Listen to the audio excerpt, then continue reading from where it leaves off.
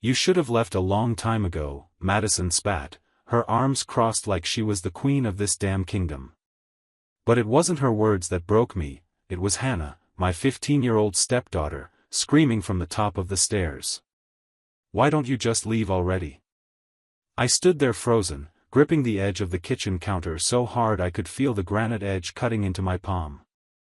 Madison didn't even flinch.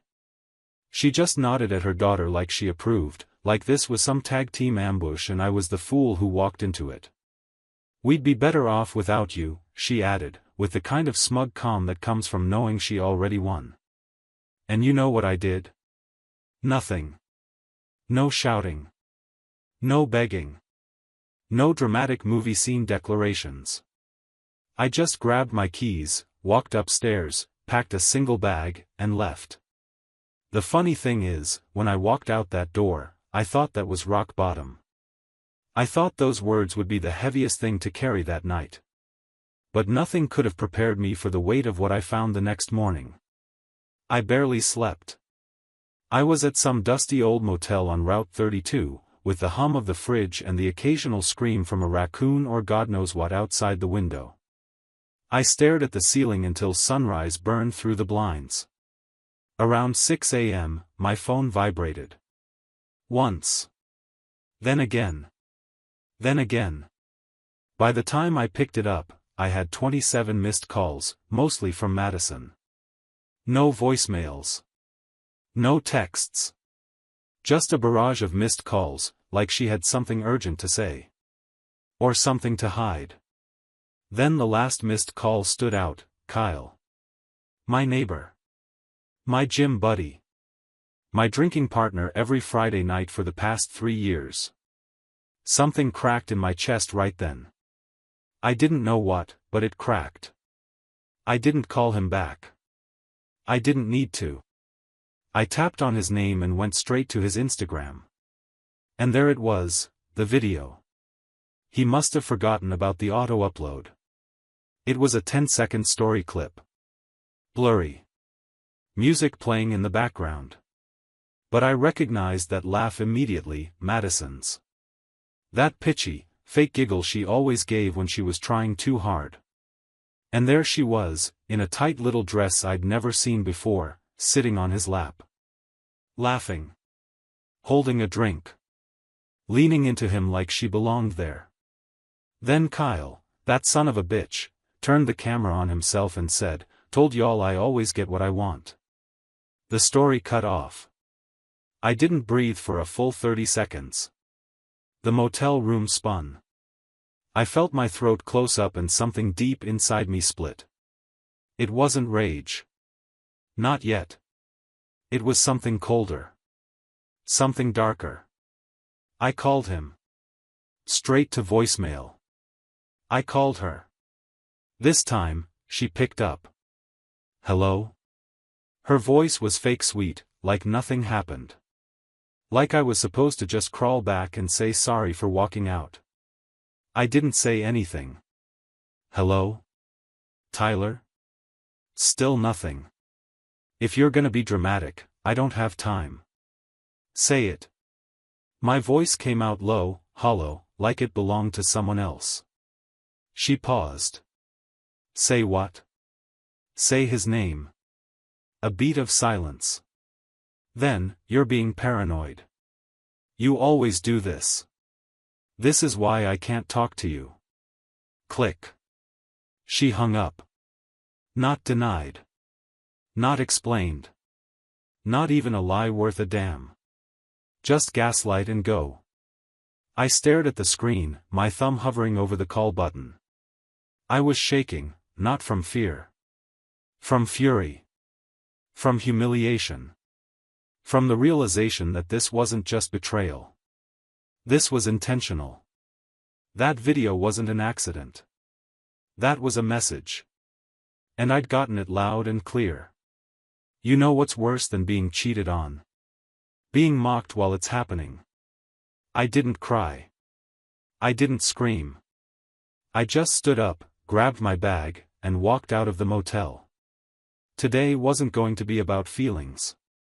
It was going to be about facts. About truth. About tearing the mask off the lies she built our marriage on.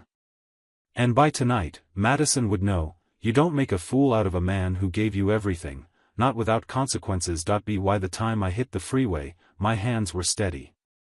Too steady. That kind of calm you feel before a storm tears the house down. I didn't blast music. Didn't talk to anyone. Just me, the road, and the replay of that 10-second video seared into my skull like a branded mark. Madison on Kyle's lap. Kyle looking into the camera like he just won the lottery. I pulled off at a gas station outside town, not because I needed fuel, but because I needed air.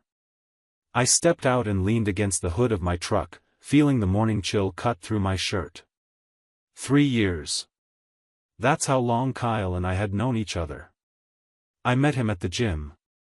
Spotting each other on bench press turned into beers on Fridays, double dates with our wives, birthday parties for Hannah, even working together on my garage remodel. I trusted him. Trusted him in my home. Trusted him around my wife. Turns out, he was already inside her.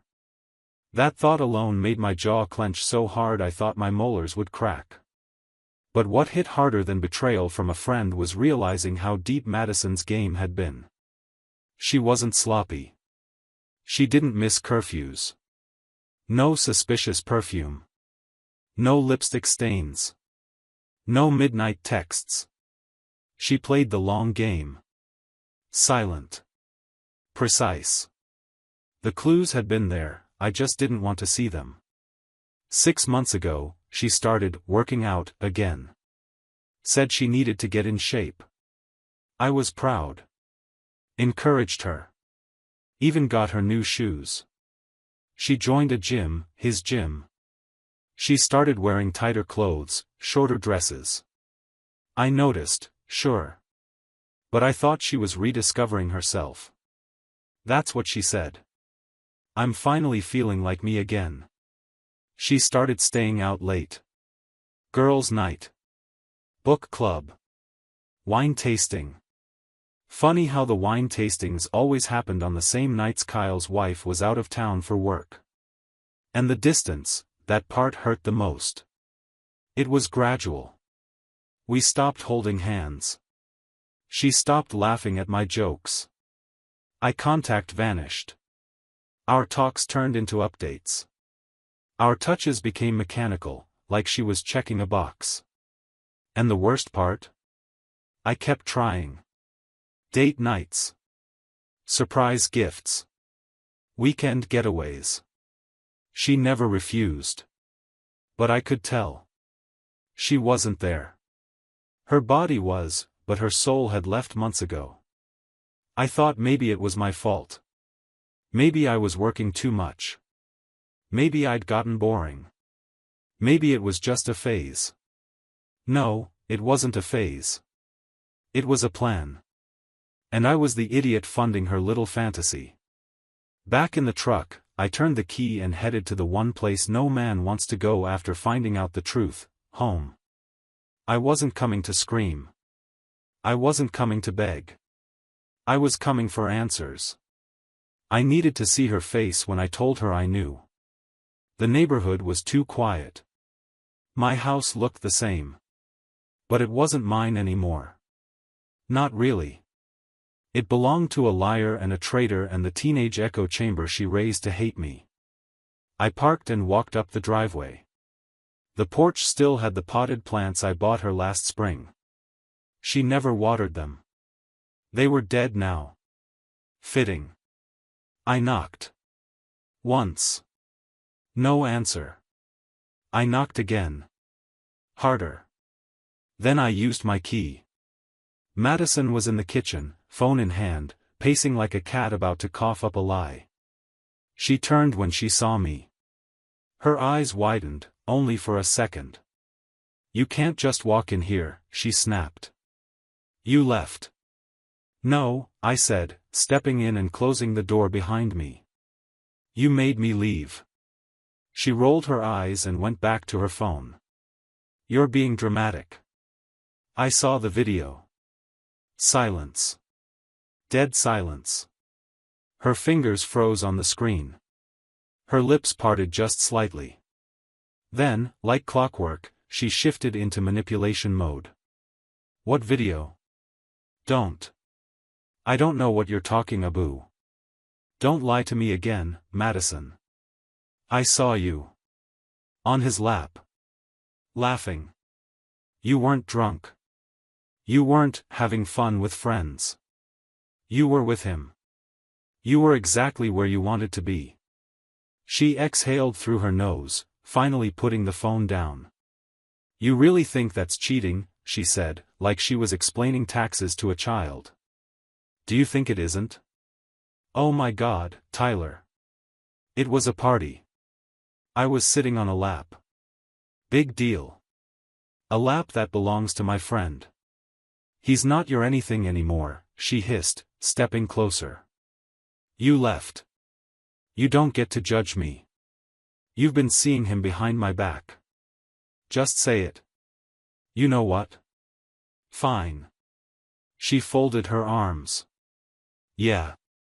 I've been with Kyle. And guess what? He listens to me. He sees me. He doesn't make me feel like a ghost in my own house. My pulse roared in my ears. And Hannah? I said. She knew. Madison smirked. She's not your daughter, Tyler.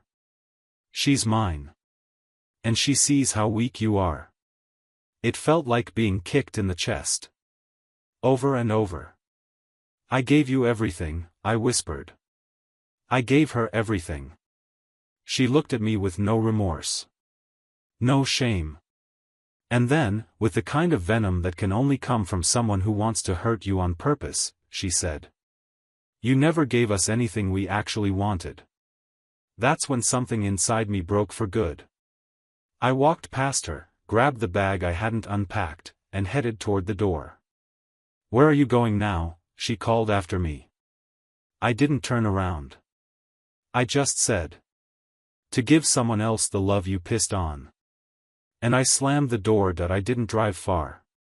Just to an empty overlook I used to visit when I needed to think, back when I still believed thinking could fix things. The truck idled beneath me as I stared out over the ridge, the valley dotted with sleepy rooftops and morning fog. Somewhere down there, my life had just imploded, and nobody knew a damn thing about it but me. I pulled my phone out. I didn't know why, maybe to call someone. But who? My parents were dead. My brother was somewhere in Arizona trying to pretend his third marriage was different from the first two. And Kyle? Well, Kyle would be lucky to walk straight after I got through with him, if I ever let myself go that far.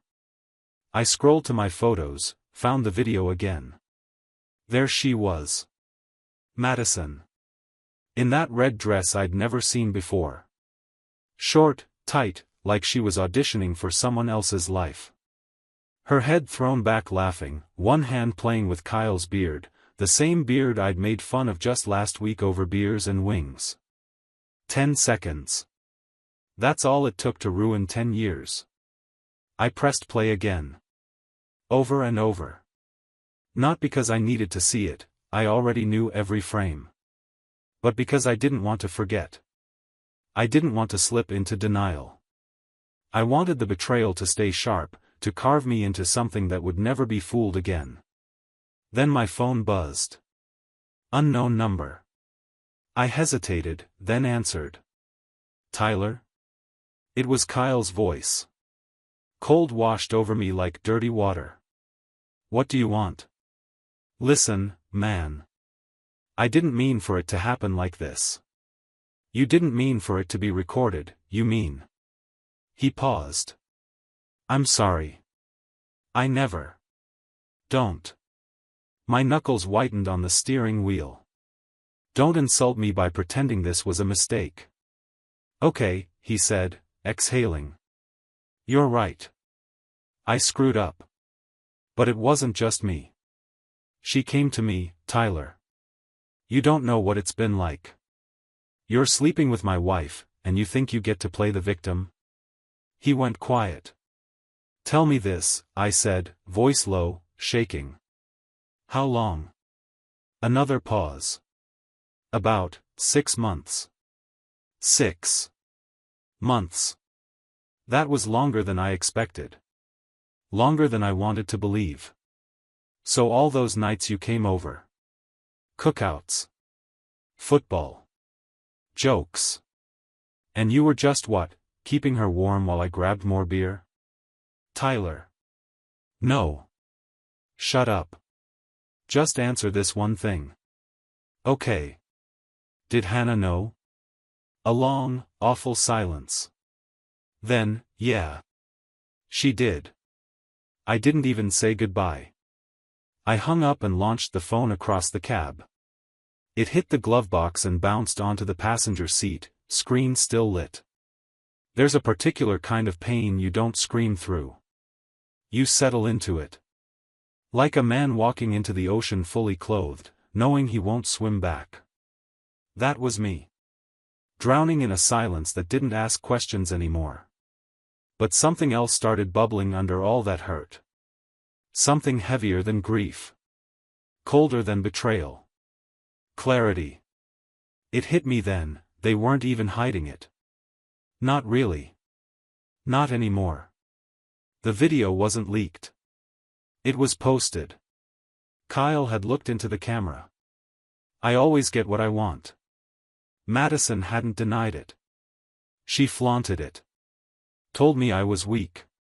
Told me I didn't give her what she wanted. That wasn't an affair. That was war.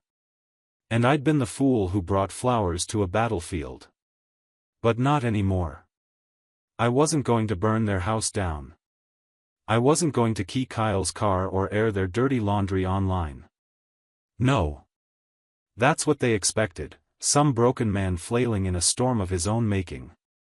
I would bury them with silence. With dignity. With documentation.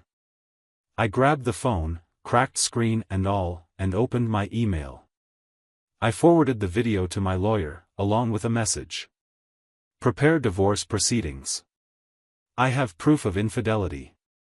Full custody of assets. Let's make this clean. Quick. Brutal. I didn't need revenge. I needed freedom.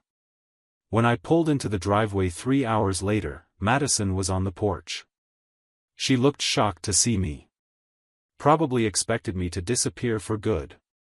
She walked up, arms folded tight. Back already? I didn't answer. I thought you said you were leaving for good. I stepped past her. I did. I just came back to pick up what's mine. Like what? Your dignity. She smiled, actually smiled, like she'd landed some final blow. But I didn't even blink. I turned back, eyes locked on hers. No. My company. My accounts. My name. And my pride, the one thing you never touched. Then I handed her an envelope. What's this? Divorce papers. She blinked, the smirk faltering. It's over, Madison. You don't get to spit on me and then act surprised when I stop handing you umbrellas. She looked like she wanted to say something cruel, something sharp. But nothing came out. I walked to the bedroom, packed a second bag, my real one, with documents, my laptop, the only photo of my mom I had left. And then I left. No yelling. No drama. Just silence. But it wasn't defeat. It was peace. And I was finally ready to start over, not as the man she broke, but as the man who walked away from the fire without letting it swallow him. I didn't sleep that night. Not really. I lay in my brother's guest room on a stiff mattress, staring at the ceiling as the fan creaked overhead like it was trying to speak for me. He had offered me a beer and a couch when I showed up with my bag and a face like cracked concrete. I didn't take the beer. I didn't say much at all. He didn't push. That's why I went to him, not for comfort, but for quiet. I didn't want the "she doesn't deserve you" talk.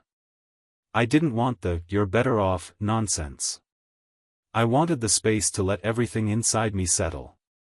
And maybe rot. Because that's what betrayal does, it doesn't just hurt. It rots. It eats through your memories, recolors every good moment with suspicion. Every date night, every shared laugh, every lazy Sunday on the couch. You start asking, was she already gone then? Was that smile fake? Was her body in my bed while her mind was somewhere else? I don't know what's worse, being lied to or realizing you believed it because you wanted to. Around 3 a.m., I got up and walked outside. The neighborhood was quiet. Streetlights hummed. A lone cat darted across the sidewalk like even it didn't want to be seen. I sat on the curb and opened my phone. The screen was still cracked from when I threw it. Fitting. Messages were flooding in now. From Madison. You're overreacting. We weren't exclusive for a while, you knew that. I told you things were broken, and you didn't listen. You walked out, Tyler. Don't blame me for filling the gap. From Kyle. I'll step back if it makes things easier. I didn't mean for this to blow up like that. You and I can still be cool. We don't have to be enemies. That last one made me laugh, a sharp, hollow sound in the night. Still be cool? Man, I used to think Kyle was decent. Dumb, but decent. Turns out he was just dumb. Then came the one that stopped my breath. From Hannah. You never cared about us anyway. Just that. No, hey. No, I'm sorry.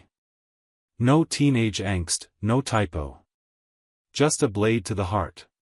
Hannah. My stepdaughter. I raised her from the time she was 6. I taught her how to ride a bike. Held her hand through her first broken arm. Sat through ballet recitals and school plays and helped her cheat on math homework she swore she didn't need. And now, just because her mom filled her ears with poison, she turned me into some kind of villain? No.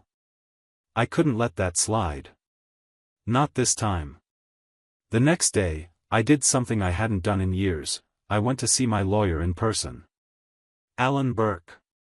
Bald, sharp-eyed, and mean in the way you want a divorce lawyer to be. I handed him the video, the text logs, even a few receipts I dug up showing Madison had transferred money from our joint account to personal expenses that lined up perfectly with Kyle's weekend trips. Alan smiled like a wolf sniffing blood. You're going to walk away clean, Tyler. Hell, you'll probably get the house if we push right. I don't want the house. He looked up. I want my house, I clarified. The one I'll build without her. He nodded. Fair enough. We spent 2 hours drawing up strategy, freezing joint accounts, reclaiming assets in my name, setting visitation boundaries with Hannah if I ever decided I wanted any. I wasn't sure yet. See, that's the thing they don't tell you about betrayal. It doesn't just break your heart. It breaks your compass. You don't know what direction is right anymore. You don't know if you're healing or hardening. After the meeting, I sat in my truck outside his office for a while. Watched people come and go. Couples holding hands. Moms with strollers. A man laughing into his phone like nothing in the world could touch him. I envied him. Then I drove. Not home. Not to the motel. Not to my brother's place. But to the cemetery. I parked and walked straight to the plot at the edge of the hill. My mom's grave. Quiet. Simple. Just like she was. I stood there a long time. No tears. Just silence. I miss you, I said. The wind didn't respond, but I felt it anyway. I wish you'd met Madison. You'd have seen through her in 5 minutes. A dry laugh. You'd have told me to stop playing the hero and start protecting myself. I crouched down and touched the cold stone. I think I forgot who I was trying to save. Her. Hannah? Or the version of myself that still believed I was loved? I stood up, shoved my hands into my pockets, and stared into the horizon. I'm not that man anymore. And that's okay. My phone buzzed again. Another text from Madison. We need to talk. This doesn't have to be ugly. I blocked her number. Then I opened a blank note on my phone and wrote 5 words. This is where I begin. Not where I restart. Not where I recover. Where I begin. Because the old version of me died on that kitchen floor the moment my stepdaughter told me to leave, and her mother agreed. Now I get to rebuild. Brick by brick. And this time, no one's sitting on my foundation unless they deserve to be there. 3 days later, I walked back into my house, not as a husband, not as a father, not even as a man looking for closure. I walked in like an executioner. Alan had sent the final papers. Everything was ready. I had just one task left. Madison was sitting on the couch in yoga pants and an oversized hoodie, legs curled under her like this was a normal Tuesday. No makeup. No fake smile. Just the same entitled look that used to pass for boredom, now it read like open contempt. You could have called, she said without looking up from her phone. I dropped the envelope on the coffee table. Thick. Sealed. Brutal. That's the call. She stared at it like it was a bomb. Maybe it was. I thought we were gonna talk. You thought wrong. Tyler, be serious. I am serious, I said, voice cold. Dead serious. The only thing we're going to talk about is how fast you sign those papers. She stood up fast, like she was suddenly offended. I think we should discuss custody. There is no custody, I cut her off. You made sure of that when you let Hannah talk to me like I was the villain in your little drama. You don't get to spit in my face and then ask for a ride home. Her jaw clenched. She's hurt, Tyler. You walked out on her. No. You walked her out on me.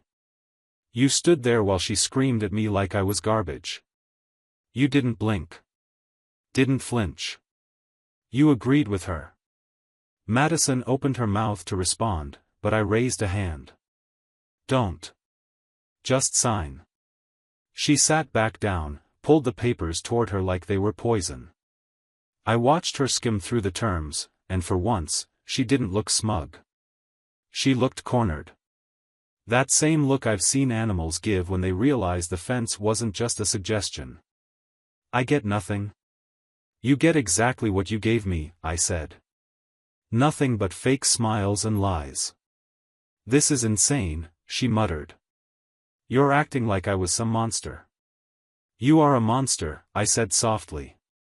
You just wear yoga pants and post inspirational quotes to hide it. She scowled but signed the first page.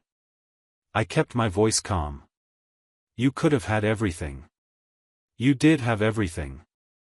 A house, a partner, a man who showed up every damn day. And you traded it for Kyle's smug little ego and a few nights of validation. You weren't enough, she said. She didn't shout it. She didn't cry. She just said it. You weren't enough, she repeated, like it was a fact. Like she was telling me I'd left the light on. And I didn't argue. Because deep down, I knew, for a woman like her, I'd never be enough. Not because I was lacking, but because she was a bottomless pit of ego and insecurity dressed up like empowerment. Then I'm glad I stopped trying, I replied. You can chase your enough with Kyle, or whoever comes after him. I'm done playing a game where the rules change every day. She signed the rest in silence. When she handed the envelope back to me, I noticed her fingers were shaking. Just slightly. I didn't say anything. I turned to leave. You'll regret this, she said behind me. I paused at the door. No, I said, looking back. You will. But you'll dress it up in self-love hashtags and girls' nights until it almost looks like happiness. I left before she could throw anything else at me, words or otherwise. The next morning, I booked a trip. Not a vacation. A reset. I found a cabin 2 hours out, mountains, no signal, no noise. Just trees, cold air, and the kind of quiet that doesn't ask questions. I brought nothing but a duffel bag, a flask, and my mother's photo. The cabin smelled like pine and old wood. It creaked with every step, like it was learning to trust me. That night, I sat by the fireplace with a notepad. I didn't write poetry. I didn't pour my heart out in tortured metaphors. I wrote rules. Rules for the man I would be from now on. Never mistake comfort for love. If someone makes you beg for respect, walk away. If a child is turned against you, let them come back on their own, or not at all. Your silence can be louder than their screams. Use it. Always know where your line is, and never apologize for drawing it. I sat back and stared at those 5 sentences. They didn't fix the pain. They didn't erase the betrayal. But they were mine. And after months of being made to feel disposable, ownership felt like power. The final text came the next day. From Hannah. Short. Sharp. I'm sorry. I didn't know everything.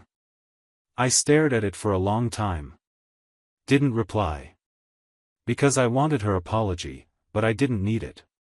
That's when I knew I was healing. Not because I'd forgiven Madison. Not because I had moved on. But because her voice no longer lived in my head. Because Kyle's smirk no longer made my blood boil. Because I could sit alone, surrounded by silence, and feel like something had finally come home. 2 weeks had passed. I didn't count them on a calendar. I counted them in mornings, the kind where I didn't wake up with the taste of bitterness in my mouth. Where I didn't replay the video in my head.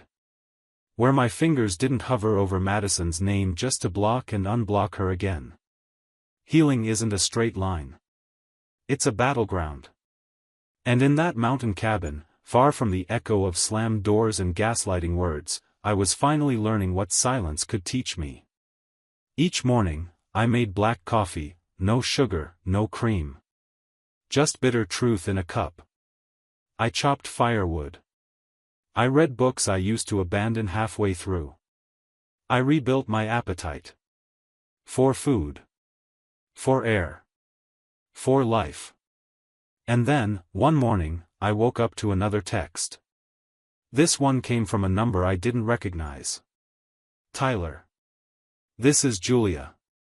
Kyle's wife. I think we need to talk. For a moment, I felt the air get thinner around me. Julia. The woman who'd hosted dinner with Madison and me. The woman who once cried in my kitchen about how Kyle had been distant lately. I remembered holding her hand across the counter and saying, "He's lucky to have you." What a fool I'd been. I thought about ignoring it. I thought about deleting it. But curiosity has a louder voice than wisdom sometimes. "Call me in 10, I replied. She did. Her voice was hollow. Like someone who'd used up all her good cries and was running on fumes. "First, I just want to say I'm sorry," she began. I didn't know how deep it all went. I knew he was pulling away, but I never thought it was with my wife, I finished. Yeah. Silence sat between us like a ghost neither of us wanted to acknowledge. He told me last night, she continued. Everything. The trips. The nights she just needed someone to talk to. He told me she said you were cold. Distant. That you didn't love her anymore. I laughed. Not because it was funny. Because it was typical. She said that to him? I asked. Julia's voice tightened. And he believed her. 4 months. He thought he was her hero. But yesterday, he found out she was still messaging someone else. Some trainer at the gym. My heart paused. Wait. What? She's cheating on him now, Tyler. While he's over here thinking they're building something real. She told the trainer she was stuck with Kyle until the divorce came through, but she's just passing time. I didn't feel triumphant. I didn't feel smug. I felt confirmed. Madison wasn't broken because of me. She was broken before me. She just used me to hold the mirror. She's a sickness, Julia said, voice cracking. And Kyle let it in our house. I swallowed hard. I'm sorry, Julia. I really am. Don't be. He moved out today. And I'm filing. Just like you. More silence. Then she asked, do you hate them? I took a breath. No. I pity them. She exhaled like that was the right answer. We hung up with no promises to keep in touch. Just a mutual understanding between two survivors of the same storm. When I drove back to town 3 days later, the air felt different. Colder. Cleaner. I stopped at a gas station. The same one I'd pulled into the morning I found the video. Except this time, I didn't lean on the hood to keep from falling. I just filled the tank and bought a black coffee. A man in a navy suit passed me on the way out and nodded. Morning. I nodded back.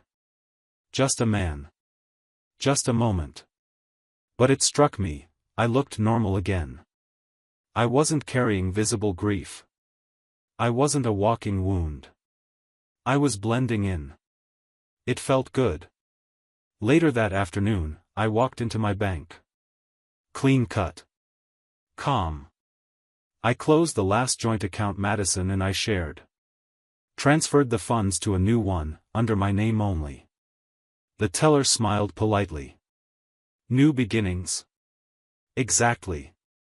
By evening, I was back at my brother's house. He was in the garage working on his bike. You look lighter, he said. I feel lighter. He tossed me a beer this time. I caught it. We didn't toast. We didn't need to. I cracked it open and let the bitter fizz remind me I was still here. Still standing. That night, I opened my laptop and started writing. Not a journal. Not a memoir. A letter. To Hannah. I didn't know if I'd ever send it. But I had to get it out. Dear Hannah. I don't know if you'll ever read this. Maybe you've made up your mind. Maybe your mom made it for you. That's okay. You're 15. You've seen things from her side, and I won't fault you for it. But I need you to know something. I loved you. Fully. Fiercely. I never saw you as Step. You were mine from the moment you trusted me to hold your hand on your first day of school. I failed sometimes, sure. I wasn't perfect. But I showed up. Every single day. And if you ever remember that, if you ever feel confused about what happened, I want you to know, I never stopped loving you. Even when I walked away. Sometimes, walking away is the only way to survive. Take care of your heart, Hannah. The world will try to break it, protect it harder than I protected mine. Tyler. I saved it as, unsent letter, 1. There would be more. Because I was done being silent. I wasn't just recovering anymore. I was writing the story back in my own voice. It was strange how quickly people moved on. I went back to town for groceries the next morning, and no one looked at me like I was the guy whose wife blew up his life. No whispers. No awkward stares. Just small talk from the cashier and a polite nod from some guy in the deli line. But inside, I still felt like I was carrying rubble. Like I'd walked out of a collapsed building and everyone else just saw a man holding a backpack. Back home, my brothers, technically, but it was beginning to feel like a transition point rather than a couch crash. I started to clean up my digital life. Unsubscribed from Madison's Instagram. Deleted Kyle's number, even though I had it memorized. Removed old photos from my cloud storage. Not out of spite. Out of necessity. Every snapshot of Madison's smile was like a dagger dipped in nostalgia. Nostalgia is dangerous. Nostalgia makes you forget betrayal. Nostalgia is how people get sucked back into fire thinking it's warmth. But I kept one thing, a voice memo. A short clip from a random Sunday when I was teaching Hannah how to parallel park. She was laughing. I was frustrated, but in a good way. She accidentally bumped the curb and yelled, "This is your fault for teaching me in a truck." I played it twice. Then I saved it in a folder named, "Proof I Tried." Because I needed to remember that I had given love. That I hadn't failed because she stopped returning it.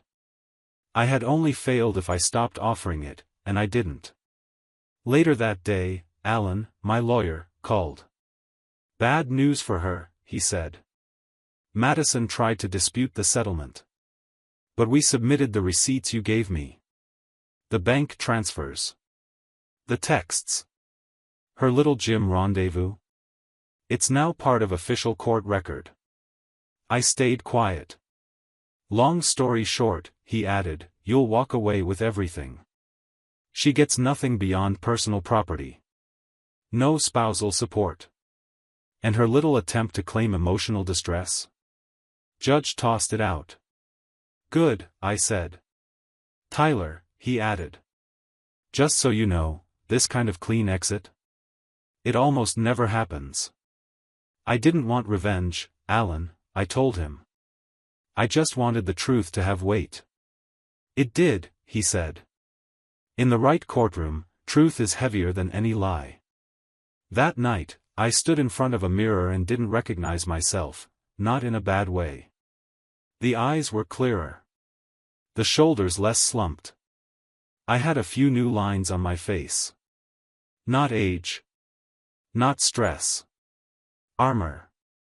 It hit me then, I wasn't rebuilding. I was evolving. There's a difference. Rebuilding means putting the same blocks back in place. Evolving means throwing away the blueprint and designing something stronger. I picked up my phone again and stared at Hannah's text from weeks ago. "I'm sorry. I didn't know everything." I hadn't responded. I still didn't know if I would.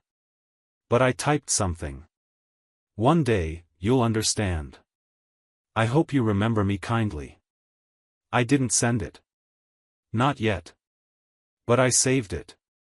Because maybe, when she's older, she'll look back and wonder who I was to her. I wanted her to have something. Even if it was just that. The next day brought something I hadn't expected, peace. Real peace. It came not from closure, but from exhaustion. I was done being angry. Done imagining revenge. Done wondering if she missed me. I knew the answer. She didn't. Not the real me. She missed the version of me she could manipulate. The version that kept forgiving. The version that carried the weight of her self-destruction and still smiled across the dinner table. That man was gone. And in his place was someone sharper. Still kind, but guarded. Still loving, but with conditions now.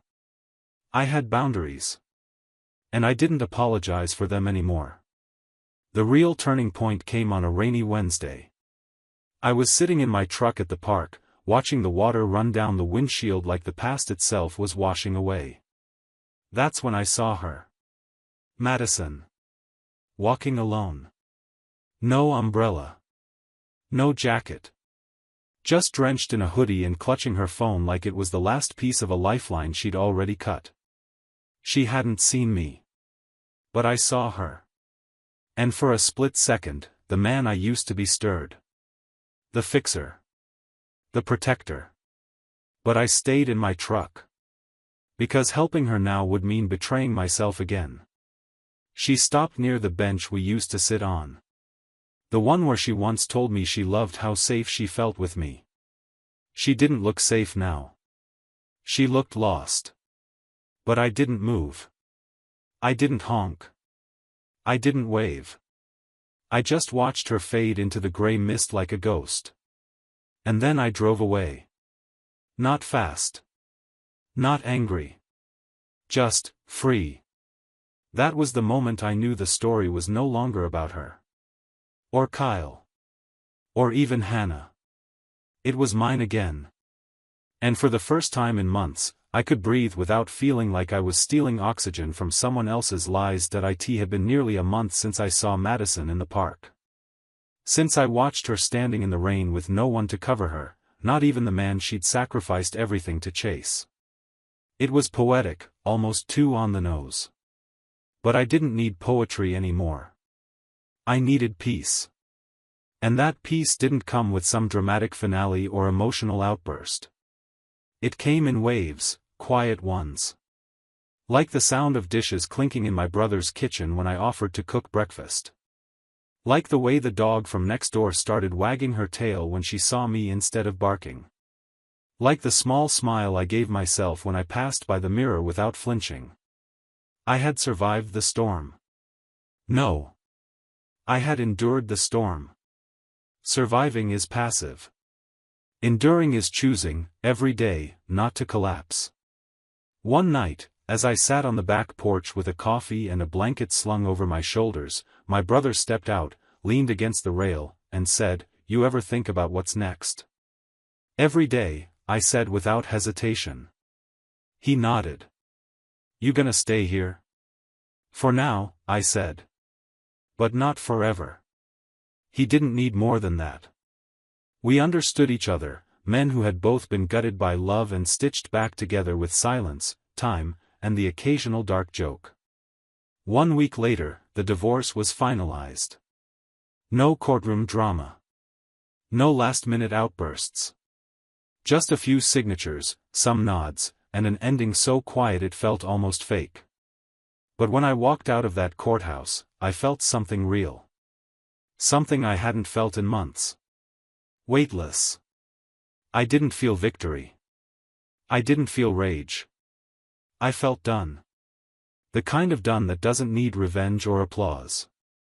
The kind of done that lets you walk away without looking back. I celebrated alone. Not with alcohol. Not with noise. I drove to a lake we used to visit as a family. Only this time, I brought no one with me. Just a folding chair, a bag of sandwiches, and my journal.